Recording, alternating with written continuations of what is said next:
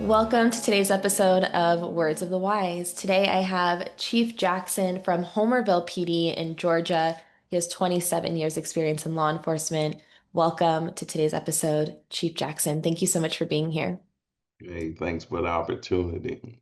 Of course. No, I'm really looking forward to having a chat with you today about wellness, but I was hoping that we could first start with introductions. Who are you? Where did you come from? And why law enforcement? Well, that's awesome. I'm glad you asked that. Keith Jackson been in this 27 years. I love what I do. I'm currently in Valdosta, Georgia. Um, in a nutshell, just a young man that's trying to make a difference one street at a time. I love that. I love that. Did you feel like you always wanted to be in this profession? Like, was it something at a really young age that you were like, that's what I want? Or did that develop over time? I think that my dad had a big impression on this because he was a cop. Okay. And I've seen him go out there and, do different things, come back, look exhausted, things like that. So uh, that intrigued me. So I asked him one day, I said, "Hey, Dad," I said, what do you have to do or what's the requirements of being a cop? And I don't know if he was trying to be funny or what, but he said, "You excuse my French." He said, "Well, you have to have a lot of hell in you," and started laughing. So I said, "Wow, so you really have to be mean or whatever." But over time, looking at him day in, day out, because he was patrol, shiny uniforms and, all the glitter and glam on it, shiny boots, and he drove the nicest cars. So I was like, wow, I want to do that. So it all started from that point until now. So the same love I have for whenever I started is the same love that I have now. Once you start losing love with what you do, I'm a true believer that you may have to do something else, or you may have to. It's just like a fire. You may have to put more wood on it and then adjust the adjust the logs. Yeah.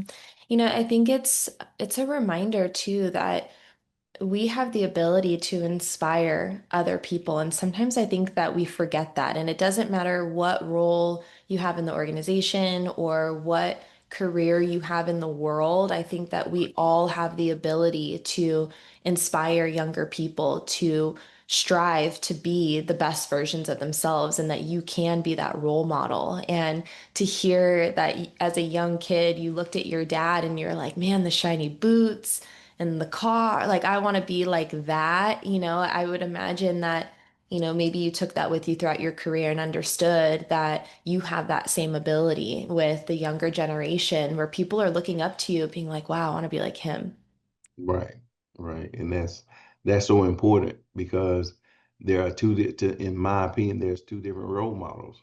You have a Mm. positive role model and a negative role model. So, we're trying to adjust that fluctuation over to the positive because trouble is easy to find but hard to get out of. And these the youth are seeing that now. And as we look at news and these articles over and over, the influence is no longer there. They're going, they're going left. So we have to try to um, get a hold of the youth at an early age and try to do some implementations of positivity so that we can help them stay on the right track of the roads. Yeah, I appreciate you saying that because, and I don't think that we had any conversation offline about this, but I grew up in a pretty turbulent environment as a kid. And, my dad was incarcerated and gang affiliated, and both my parents were drug addicts. And it was really easy to find trouble. It was really easy to walk that same path. And I think a lot of times it's also kind of that path of least resistance. It's harder to make better, more productive decisions. It's harder to prioritize yourself and to do the right thing sometimes, even though it shouldn't be, but it feels that way. It's easy to like go like run off and, get into trouble and riffraff. And I wish when I was a kid that I had someone who was setting that example for me. I wish that there was someone that was like, hey, you don't have to walk this. this troubled path like your parents. You don't have to end up like that. You could be something great. Here's another option for you. And I think at that time, and of course it was a different time, there wasn't social media in the way that there is now, and there wasn't anything that you could maybe look online and be like, wow, I could do that. And so um I think that my life would have been different as a young kid, if I would have had someone saying, hey, like, follow me. Well, you touched on it, and the thing about that is your blueprint is there. So just because uh, the blueprint is shaky at times, and that you don't think that you can build on it. Sometimes that this is why you have extra room to add on to the blueprint. Yes, of course, you're dealt the hand Mm, that you dealt. However, you live and you learn from previous experience, and it's just like anything else. You have to have that mindset of what do I want for me, yeah. not for everybody else. What do I want for me, and how can I expand on, making me better? Because the competition, let's just be honest. The competition itself, that person that you look at in the mirror every day, that's who you're competing against. Mm, Everything else is a suggestion. So, people having opinions, but you're the one that hold the facts. So it's a competition to make a better you each and every day. And I always say, learn something valuable daily. You can learn something, but is it valuable? Yes or no? So even the past, in order to build your future, you have to have a past. You have to have you, and then once you start understanding your past, that will make you a better you, and your future will be bright. As such, you have adjusted, mhm. you knew where you come from, and you adjusted, so you're at this point now. So kudos to you, because you could have went left or whatever, but hey, you chose to go the other direction. So ultimately, we have our own destinies, and we can also make our own fates.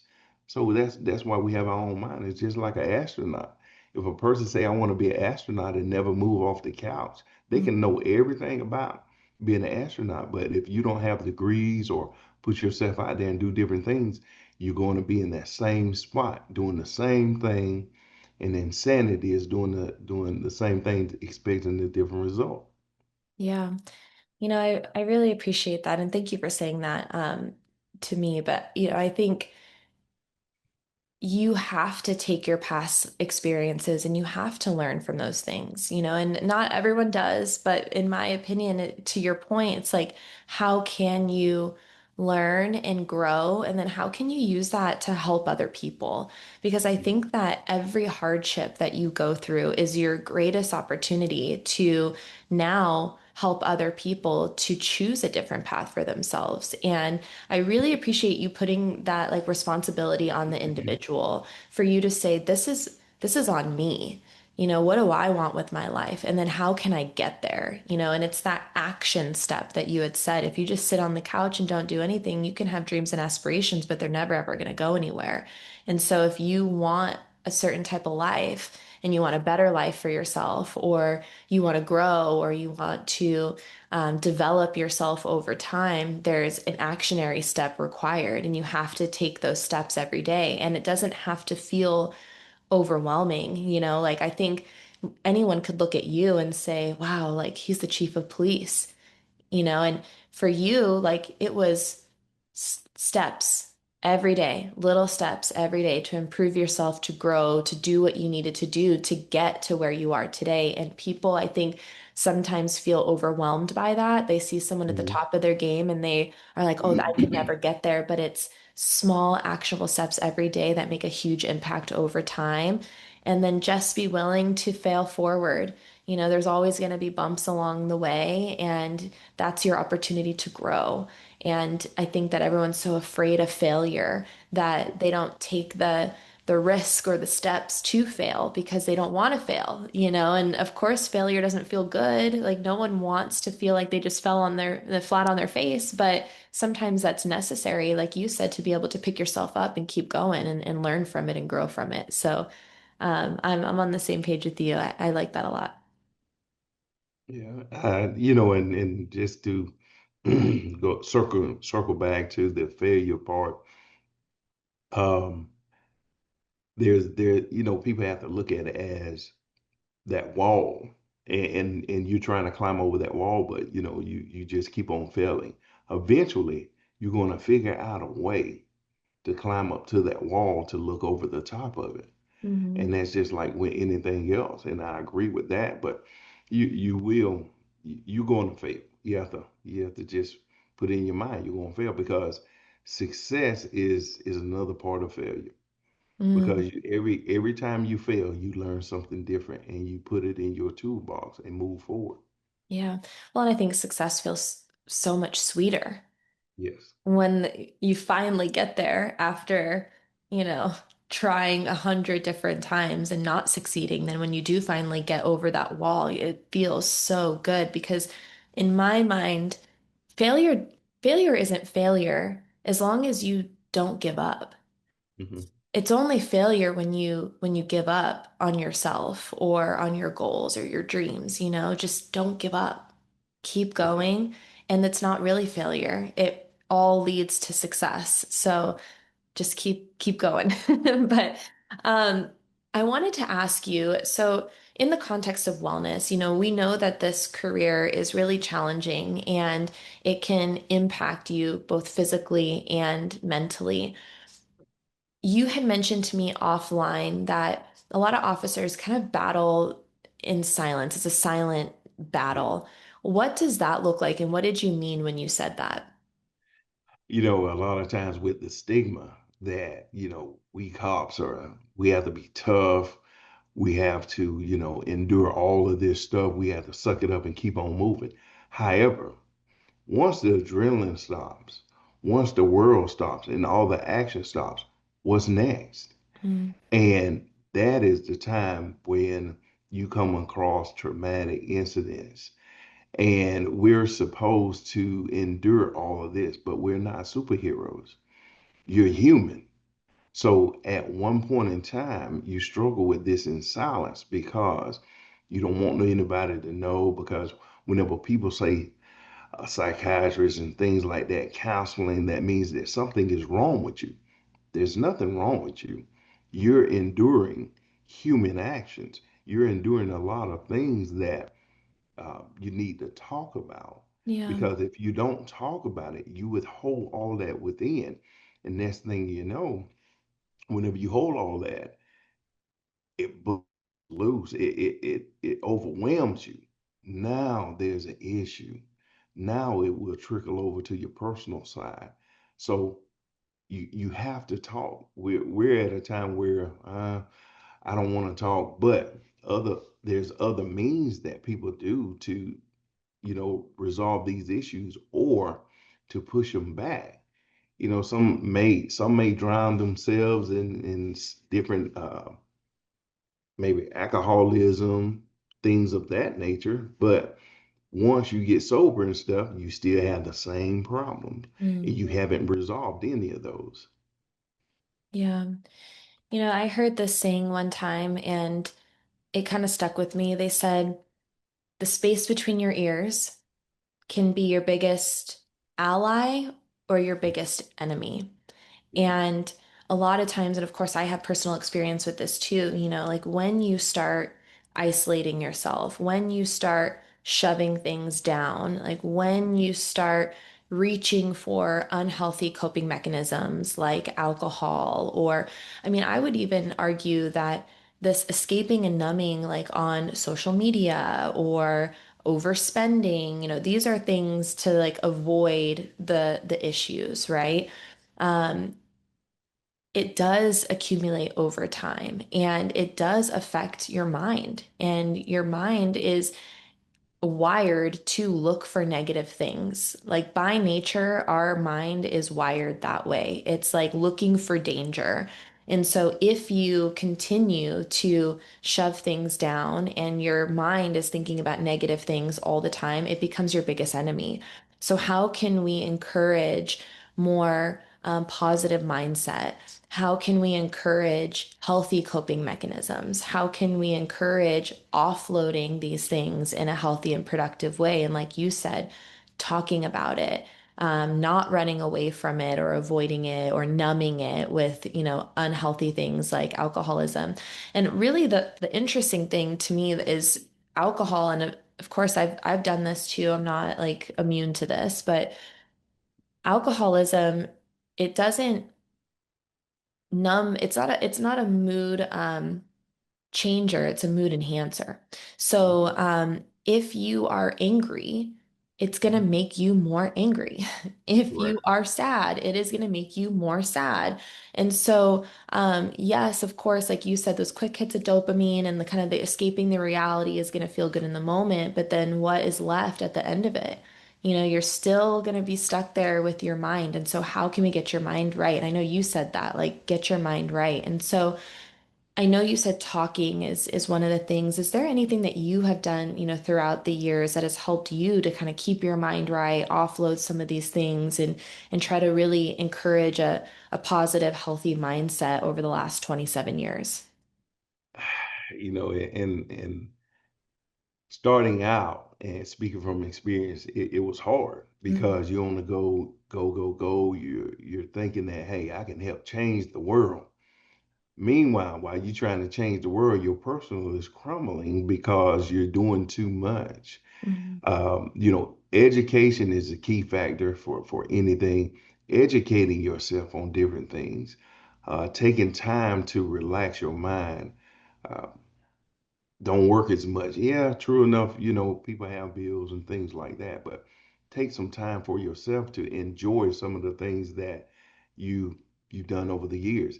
If let's just say fishing, riding a bike, gym, things like that, yeah. that will substitute some of these other points and other tragedies, things that you see.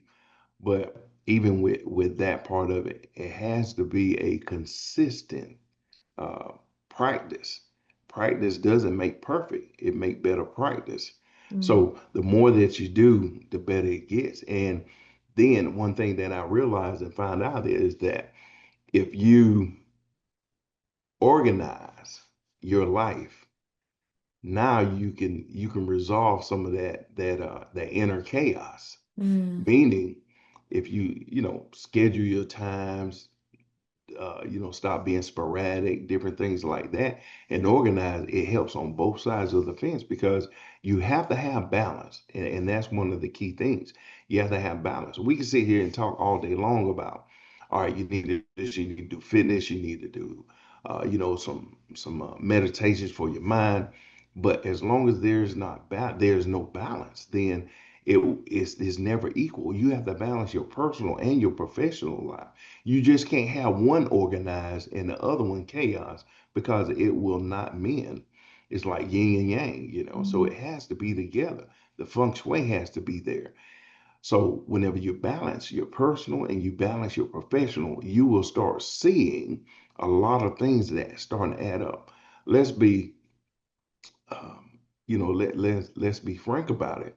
Whenever you are in a professional setting and you're going up the ladder of success, you're going to have to leave some people. You're mm, going to have to leave people behind. You're going to have to switch up things that you do because, yeah, this is enjoyable for me. This is fun. This sometimes you have to adjust yourself because of your professionalism. It's okay of being alone. It's okay of being silent. But as you move up the ladder of success, and you also with your personal life, you want more on that aspect. So both of them works hand in hand to where you it is called evolving. If you're not evolving to the next level, then you're going to sit in the same spot, seeing everything pass you by, and you wondering why you can't progress because you have stuck yourself in that position. So sometimes, educating yourself and making that decision to move forward to, help make a better you. Yeah. There's a saying that just popped in my head that is, I think, really in line with what you said. It's nothing changes if nothing changes. Mm, And I try to tell myself that all the time. Like you have control. And a lot of times, I think we forget that. I think that we like feel like everything is so out of control or out of our control, right? And to have that ability, like you said, to take back control and be like, nothing changes if nothing changes. And I have the ability to make those positive changes in my life. And I really appreciated you saying organizing your life because I mean, the biggest excuse that I hear all day long with wellness is I don't have time. And you do have time. It's the prioritization of your time. And sometimes it's hard for people to hear that, but it's taking that accountability and that responsibility for yourself and saying, you do, but let's sit down and figure out where. I know that you're busy, but like, where can we create that consistency? Where can we create that discipline? Where can we create the off time, where you don't have anything, and it's about sitting down. And I guarantee you, that anyone who's listening, especially the younger generation who's like kind of grew up with social media and, is really like inundated with TikTok and Instagram and all those things, right? mm, Is there a time throughout your day where you are scrolling? And how long does that typically last? And I know I have definitely done this a few times where I like look up. I say I wake up, kind of feels like that. Like you're like in like some like weird dream. And then you like wake up an hour later Yep. and you're like, whoa, like an hour just passed. And to your point of what you said earlier, I maybe learned some things, but were they valuable things? 9 times out of 10, they weren't. And 9 times out of 10, I didn't really learn anything at all. It was just like entertainment, numbing, escaping, avoiding. And I'm not saying don't do those things. Like if that's what you like to do, like, and you can do that in a healthy way. But for me, like I had to look at that and say, okay, how much time throughout the day am I spending doing this? How much time throughout the day am I spending doing that? And like where can we find the space for more productivity and more wellness? And I think that if you can kind of sit down with yourself and be super honest and understand like where the inefficiencies are and maybe where the things are that you are doing that are not healthy, then you can start to make those positive changes. But if you don't have that awareness and then you're not willing to sit down and take the action, then you're gonna keep doing the same thing. So nothing changes if nothing changes. Correct. And, I agree with that. The thing is, what people have to realize is, some people are quick to say, time management. I say, I may be wrong, but my opinion is time is adjustable because time is permanent. Mm, Every day in and out, the times and stuff like, yeah, it switches at times, but day and night. But time is permanent. Time is there. Now you can adjust your time. I adjust my time all the time because let's just say if it's 10 o'clock and oh man, I need to stop time and go back. That's that's impossible. mhm, But you can adjust time. For an example, oh man, I have a meeting at 10:15. I'm running late for this other one. Let me let them know that I'm gonna be 15 minutes late. I'll be on at 10:30, adjusting my time. mhm, So saying that to say this, people have to realize that you can adjust your time accordingly. And even like whenever you said social media and all, yeah, you can do all that. But once you obtain structure to your life and schedule things, you will find out that you have more time than you had before. Because whenever you structure time, whenever you're on point, and you try to be precise with certain things, you're going to find out that, oh man, I didn't know I had this much time. But being sporadic is showing you that, man, I have to try and get this done, that done. Well, what time? Well, I need to have it done between 6 and 12. That's being you giving yourself a whole bunch of buffer time to give yourself an excuse. So whenever it doesn't take long for you to sit down, and I have three calendars. mhm. So whenever you look at your calendars and say, oh, okay, let me write this down and make sure that all the calendar, some people may say, well, that's overkill. That works for me. I can't Yeah. say it works for everybody else, but works for what, excuse me, but what works for you may not work for other people. Yeah. However, organization, being organized is universal. So whatever, time that you put aside, and it is simple of writing down your time or, typing in your time on a calendar and say, hey, okay, I got this time. But whenever you start doing that, and what I found out is whenever you start doing that and making sure that you lock stuff in, now you have that progress even on the personal side, personal and professional. Whenever you have certain, like say for an example, the kids have an event, you write that down, you schedule that. What's the difference in you scheduling your stuff for work? Because Hmm. one thing about it is if you're at work and you miss that meeting or you miss something that's mandatory, oh man, I might get suspended or fired. Personally, oh man, if I miss this meeting or what, well, it's really not going to matter. So you need to have that same energy across the board and make sure that you're on point and on time. So now you have done all your stuff and you find more time to spend with family, other relatives, even, just relaxing. And that's going to be one of the main things is because once you start organizing both sides of the fence, you're going to find out that your relaxation time, your rest time is more Hmm. because you couldn't find the time beforehand. Because, people say, I have to get this done. Okay, is it mandatory? What is the deadline? Yeah, of Hmm. course, you don't want to wait until the day before, but if you prepare yourself now, organizations organizing everything that you're doing would tend to help. Yeah. You're the first person who has said something like that, and I completely agree with creating a schedule for yourself and treating it as if it's something that you're doing for work or for someone else. And I've said this before on this podcast. That was one of the things that helped me a lot because I would sit down and I would say, okay, I'm gonna work out at this time, right? Like this is my gym time.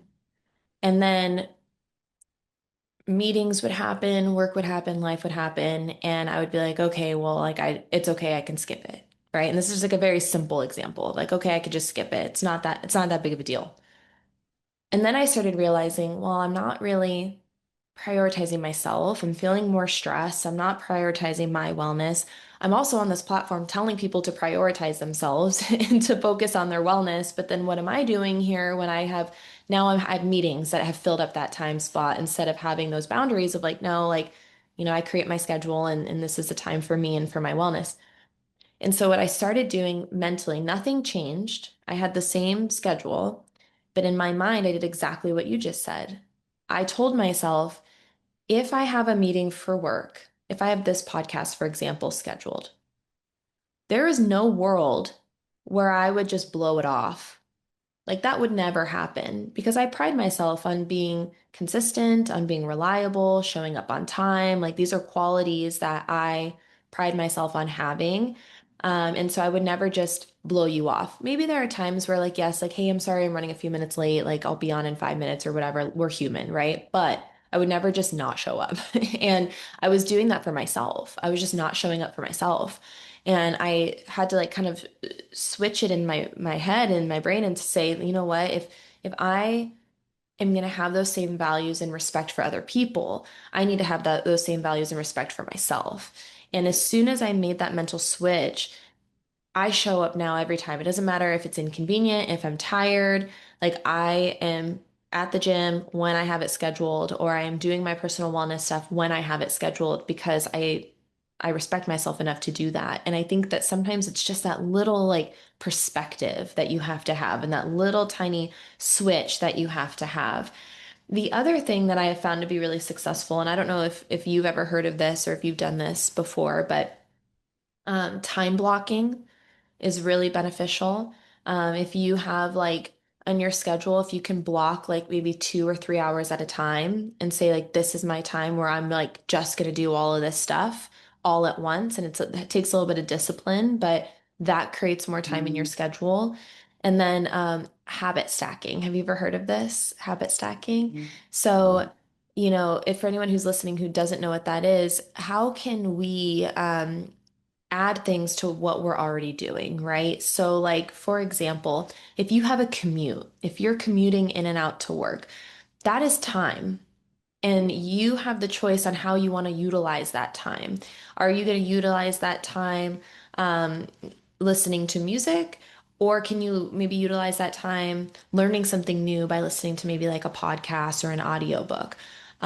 Can you use that time to maybe get your mind right? Like you said, can we do maybe some mindfulness? Can we do some breathing techniques as we're, commuting to and from? Um, when you're showering, same thing. Can we practice gratitude in the shower? Can we kind of set that positive mindset and like tell ourselves three things that we're grateful for every day while we're in the shower, while we're brushing our teeth? These are things where, like you said, the time is the same, but the utilization of the time can be more productive. And so it's just having the awareness and then the discipline to start implementing those things. Yeah, I totally agree. And that you beat me to it, but whenever you said the blocking, time blocking, Yeah. and a lot of times, and just piggyback off of what you're saying about commuting and stuff, with me a lot of times, like in the morning, you may listening to some different podcasts or other motivations or even ebooks and stuff like that. You can play that in more, and then in the afternoon, relaxing my brain and stuff like that, play some type of music and Mhm. stuff. So, it's like you're starting yourself up in the morning, you getting hyper for work, you doing all this other stuff to start your day, even if it's personal or professional. You're starting your day, and then in the afternoon you be like, okay, all right, I done had a busy day. Now I'm finna drain all of this work, and I'm just finna relax and become me. Mm, So it works, and I can totally agree. But sometimes as the commute, it just depends upon where you're going. A lot of times I travel a lot. Sometimes I drive. So what I'll do is in between, if I know that I have some other business or whatever, I get on a few conference calls. And mm, and once I do that, I get those conference calls and I'll say, well, I'm done with all of this. So by the time 2 and 3 o'clock comes, or late on the afternoon after I leave the meeting, I'm free for the rest of the evening. So I don't knock everything out before two o'clock, and that's somewhat of my rule. I try to get everything done before 2 p.m. So mhm, now 5 o'clock hits. In between that, I can sit there and look at if I have to look at reports or have a talk with somebody or something like that. I can put it in that little window, and then the last hour is getting myself mentally and say, okay, let me do my checks and balances, and let me see what I have for tomorrow. yeah. Now you have that whole, you've done all of that before 5 o'clock, and then after five, boom, that time is yours unless something happens. But you done prepared yourself for all of this other stuff and got that out of the way. So now you're ready to get you some me time and alone time, and it just works well. Yeah. Do you think that, as you rise the ranks into leadership, do you think that it almost becomes a responsibility to be sharing some of these things with your team and telling people, maybe things that work for you or like how you're able to support your own personal wellness and time management, all the things. Like, do you feel like communicating that with the team almost becomes like, I don't want to say a responsibility, but maybe like your duty to like hand that down to other people? Yeah, of course, because in order to lead, you have to follow. Mm, And the three things is, well, one of the main things for me is building the atmosphere to where the people that work with me, not for me, because it's not a dictatorship, but you work with me. And why would I harbor all of this knowledge and contain it if I can push it off to everybody so that they're like, okay, I understand. It's Mm, just like a vision. If I have a vision and I don't share it, that vision is only a dream for me because it's not getting out to the masses. So if I have a vision and I'm communicating that with everybody and they're saying, oh, wait a minute, I understand. I see where you're going with this. So at that point, you're going to find out that there's more and more people that will jump on board and want to stay with this department and say, "Hey man, wow, you're doing a lot of great things." No, we're doing a lot of great things. And I always like to change that because I can't do a lot of this by myself. I mm, have a lot of collective individuals that have the mindset that sees the vision, and we have done a lot in between because this department was kind of rough at first, but as I look back into it now, and that's just, you have to communicate. And it's not like uh, you only say good job whenever something happens, mm. or that may be months down the line, but other than that, you're chewing your individuals out a lot. So people have different type of styles. They have different type of leadership driven ethics. But ultimately, what will never change is the personnel that works with you and your vision. Once you have a vision and for that department and even for uh, your people, they will buy into it. And whenever you take care of them, they will take care of you. Yeah. No, I agree. And I love that. I love that you say we and like it's a team and like we're working together. And I think at the end of the day, everyone wants to feel like they're a part of something bigger. They want to feel like they're valued and that they're taken care of and that they're treated like people, Yes. and I think that especially now, like we have to work maybe a little bit harder to have that connection together as people because there are a lot of things that are disconnecting. And so having the ability to like look each other in the eye, to support each other, to communicate with each other, and to make everyone feel like as a human, you matter, as an employee and as a teammate, you matter. And then we're in this together to progress and to strive forward towards that shared mission and that shared vision of what you want the future to look like. And so I really appreciate that mindset. One of the things that you had told me offline was that, as far as wellness and kind of law enforcement as a whole, you said you're not really where you used to be. You've made some progress in that space. And we know that. We've seen that, kind of start to develop over the last decade. But you also said that maybe you're not where you need to be yet. What did you mean by that? And where do you see the future? Well, you always have to have space for improvement. Mm, And that's the thing. I'm a chief. I'm at the top. I'm as high as I can go. However, I still have a ceiling. I have no room. There's a ceiling that still has some gaps in it, and that means there's growth. mm, Because just because I'm in a position of such doesn't mean that I can't grow.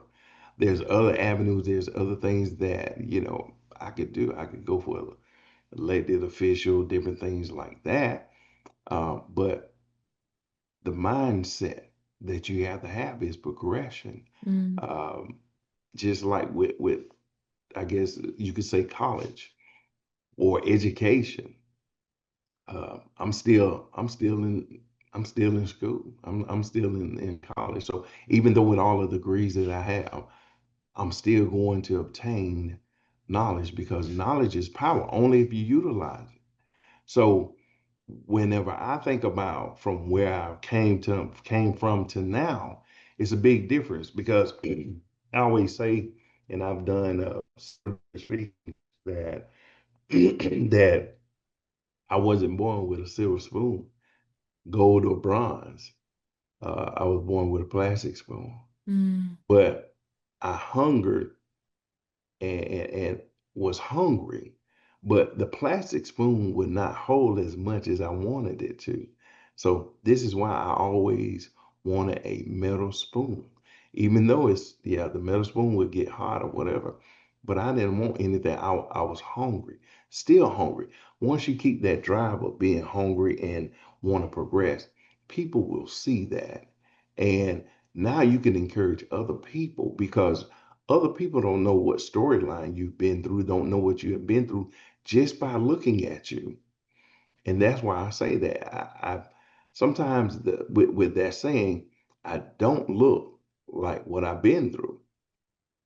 And that's the thing, because whenever you start building, molding, and growing, sometimes growth will overshadow those scars and those pains. And at that point, until people start talking to you, they'll be like, wow, I didn't know that you went through that. Yeah. The reason being is that's a reminder to me from where I started to now is I'm capable of doing anything that I set my mind to and achieving the unachievable because of other people may have their own opinions. Yeah. Wow, I really loved everything you just said. And, I sometimes have to remind myself too of like, remember where you came from. I think that it's important to understand because then you can see how far you've come, but also understanding that where you came from doesn't have to be your start and your ending. You have that ability to grow and to change your life in any way that you want to. And I think that drive is contagious. I think that anyone can relate to that. If you've been around someone, even if you like, there's been so many times in my life where I'm like, yeah, I think I have such a great work ethic. Like I just feel like I have so much drive.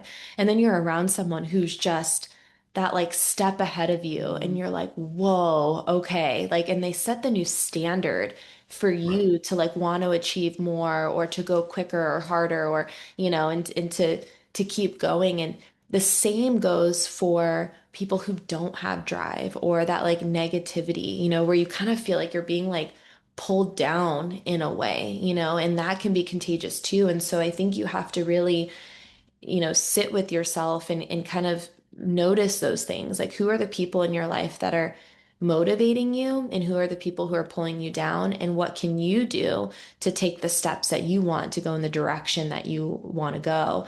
And you said this earlier, and I agreed, and I actually forgot to touch on it, but I'm glad you said this again because it reminded me you are going to leave people behind. And there are going to be people who maybe don't support that growth, people Yeah. who want you to stay where you are.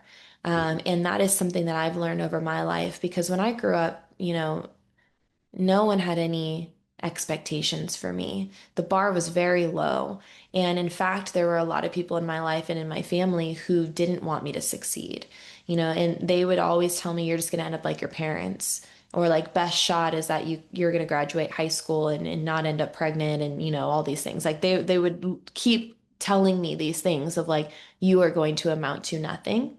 And you have to understand that there are going to be people in your life that are not in your corner, but that doesn't mean that you have to stay there. And it's okay to leave people behind sometimes because this is the one shot you got at this particular life and this particular body. And, so I think sometimes you have to quote unquote lose in order to gain so much more. Yeah. And you're correct on that because it's just like a crowd. Whenever you hear the crowd, yelling and cheering for you, but whenever you actually start listening, you hear the boos Mm. in the midst of the cheers.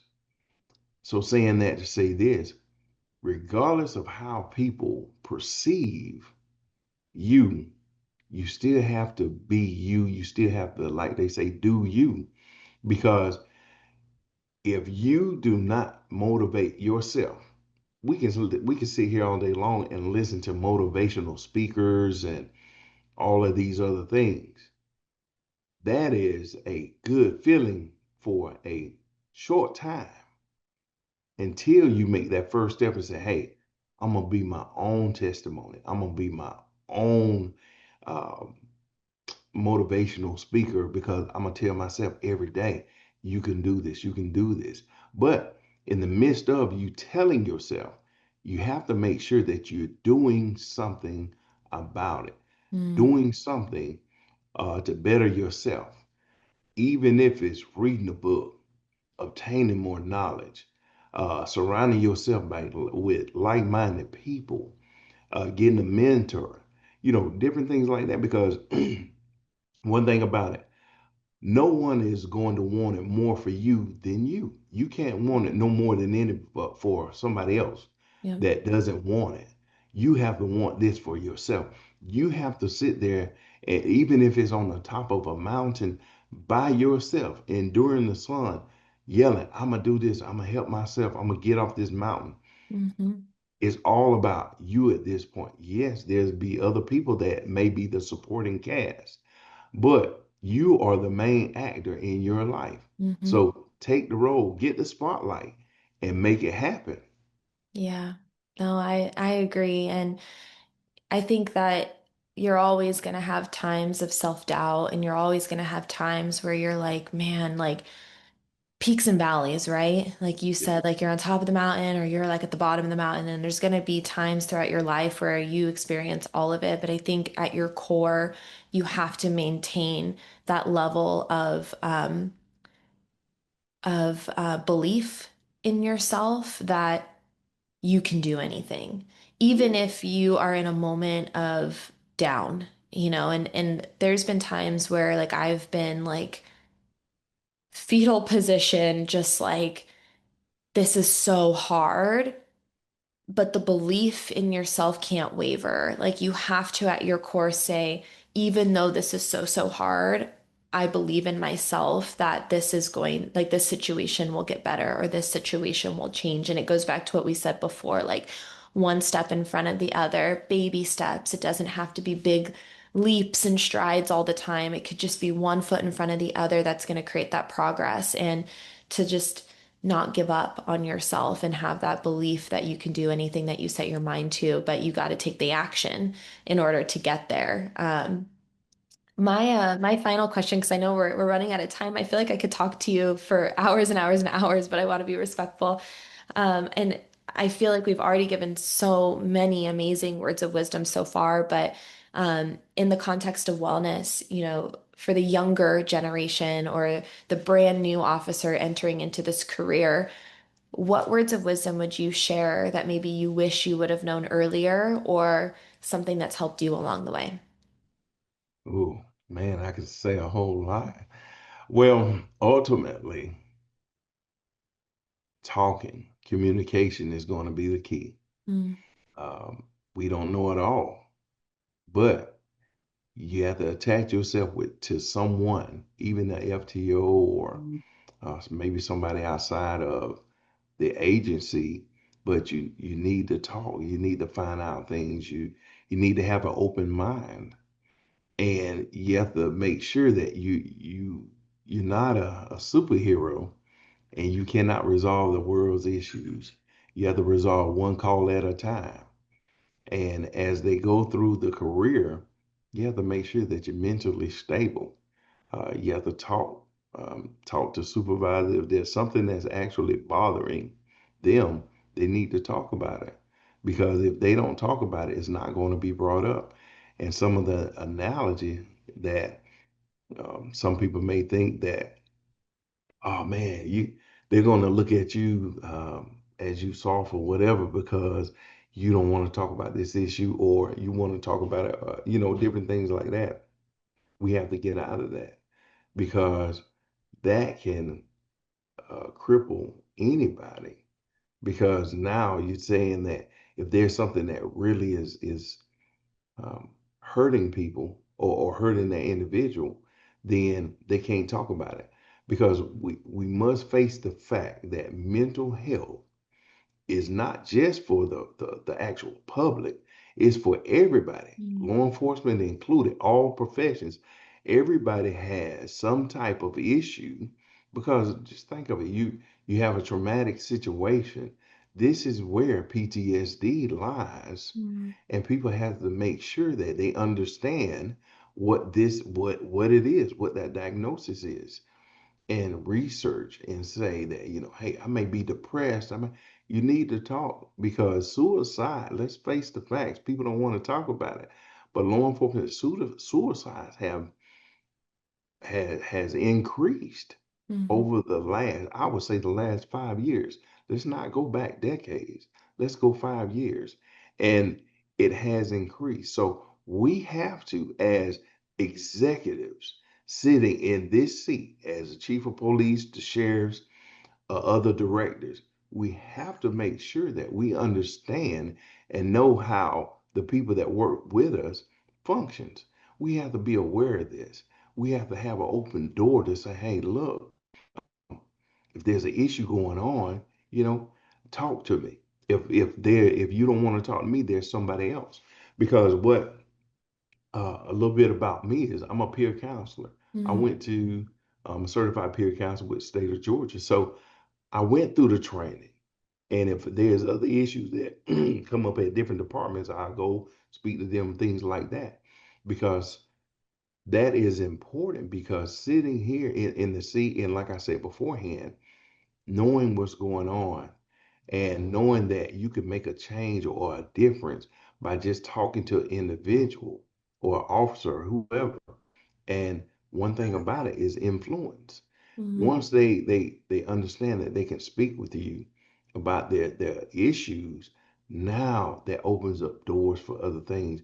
You want people to make sure that they're comfortable.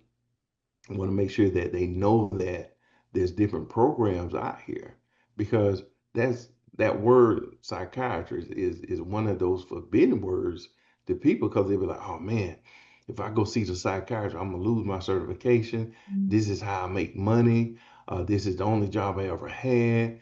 Things like that, and you have to assure them, say, hey, look, talk to them. I talk to them because whenever I tell them, I say, hey, I talk to psych at least every 2 to 3 months or something like that. Or if something, traumatic incident happens, I get all my people debriefed because I call in peer counselors and I call them in and then they sit there and they talk to everybody. And now we're opening their mindset and getting them to talk. Uh, that's up to them if they talk. If they don't, they may just sit there and listen and things, but they're given the opportunity to vent about a situation. Just for an example, last week I had one of my guys, he was going home and he was involved in there was a crash that occurred and the vehicle caught on fire, the person died. So that resonated in his mind. So Mhm. things like this is where I have to take that step and say, hey, look, I need you to talk to this person. I need you to, different things like that so that we can make sure that mental health within the ranks is touched upon and dealt with per se. So and like I said beforehand, we have to make we there's no way around it. Mental health is in all career shapes, forms, and fashions. So we have to make sure that that stable mindset, and just like we was talking beforehand about when I said that the hidden closet Mhm. the hidden room in your mind. It's been so much to where, and I'm speaking from experience to where they say, yeah, just tuck that away, tuck that away, tuck that away. So there's a room in my mind that I took so much things away that one day that lock could no longer hold that and it opened up. So that overwhelmed me. So now I'm like, what is wrong with me? What's this? What's that? Am I depressed or I'm seeing these other images and all? You have to there's no way around it. You have to address those issues. You have to address all those issues that go through your mind and things like that.